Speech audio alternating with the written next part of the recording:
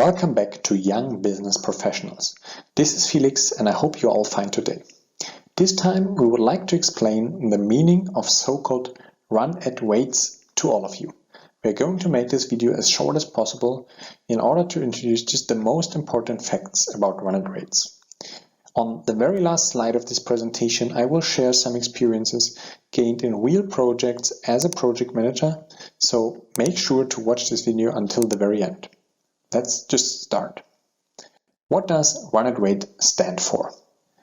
A run-at rate is a method to determine if the installed production process is ready to reach the required production capacity under serial production conditions. So this is a part of APQP phase 4, the product and process validation phase. Just imagine you are running through a project to industrialize a new product. The team is designing the product at the beginning, then it installs the required production process, and now the process is installed and process trainings are done, and finally it's time to determine if the process is able to achieve the capacity that you initially planned for it. If you don't get the big picture about APQP and APQP phases, and especially phase 4, and what role does a run-at rate play within that process, just get back and check my APQP playlist to get a general overview about that. We just discussed one case in which a run-at rate is typically being performed. The main reason is that you're installing completely new tools and production lines in order to industrialize a new product, and in this case a run-at rate is phase of APQP phase 4. Another reason of when a run-at rate should be performed are also relocations of existing production lines.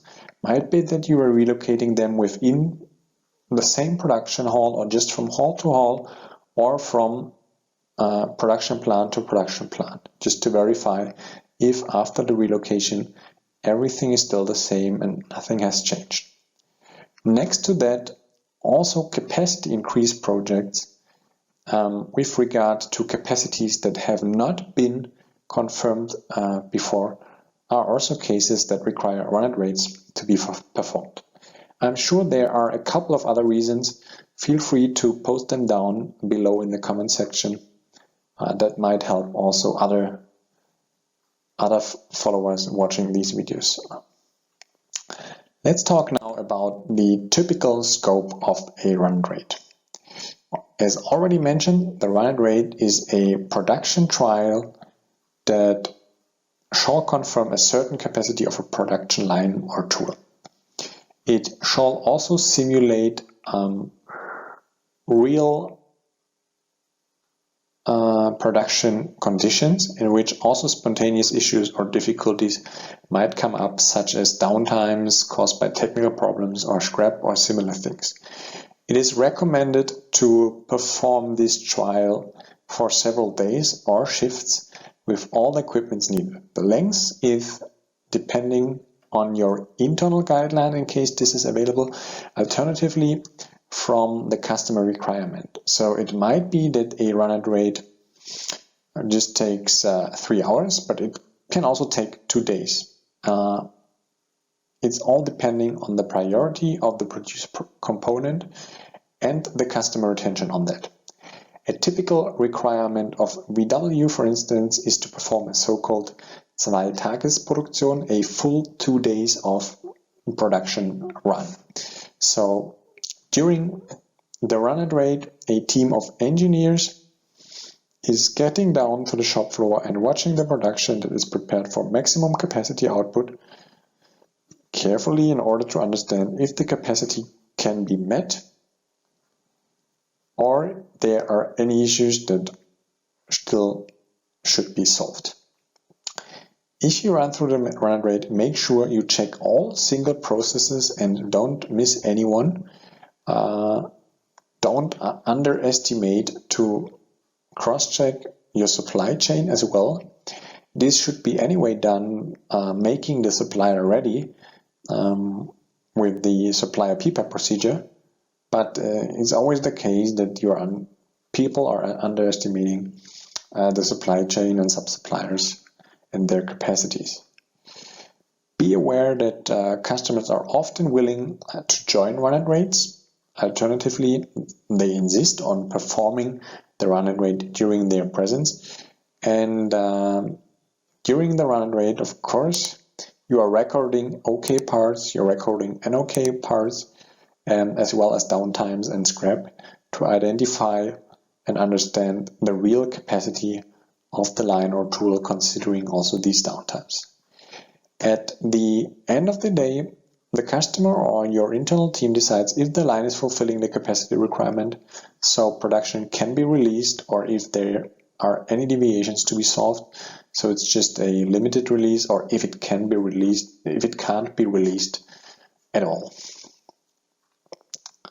Well, what else is important? So this is the last slide. Let me just try to give you some insights out of real experience of typical problems or issues that are showing up during a run-at-rate. First of all, I would recommend to do internal trials always before, especially if you are in front of a customer run-at-rate. Make sure you performed internal trials up front in order to have one more lessons learned loop before the customer is showing up. This will make sure to be one step ahead in the real run-at-rate that counts. It's not the target to hide problems or things like that, but you should simply be ready at the required time, as a failed run-at-rate is just causing another required follow-up that will take again time, the time of all your team, and again the resources of all the project team. Next point is that you should really make sure that your suppliers are ready and that your supplied components have been checked before sufficiently. So perform a run-at-rate with all your sub-suppliers and make sure you have sufficient stock for supplied parts available for the run-at-rate.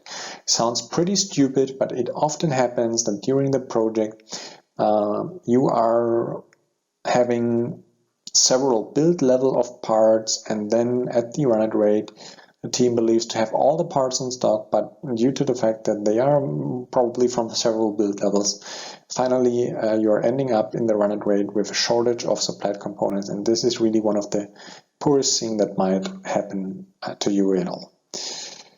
Next to that, use the chance to check also logistics inbound and outbound. Use serial packaging concepts in order to simulate the process from A to Z. It's better to identify a potential problem now than later on. Be aware that a run-at-rate can be a fall-through criteria for the PPAP. So if capacity is not met, you will never achieve a PPAP Node 1 or a green release. You will always remain in limited status. And last but not least, be prepared and ready for the run-at-rate, but do not fake things or data that doesn't help you at all. If there are problems that are just showing up in the last second, just introduce them to the customer, even though it's late already. Sometimes also the customer may help to convince the internal management of the supplier to implement certain actions that are improving the process and the product quality on the long run. Okay, well, that was my short video about run-at-rates. Thanks to all of you for watching this video until the end. I hope you enjoyed it. I'm looking forward for your likes and your feedback below the video. Please do me a favor and subscribe to the channel to not miss further updates. Please feel free to join our Facebook community as well. You will find the link down below. Have a great day.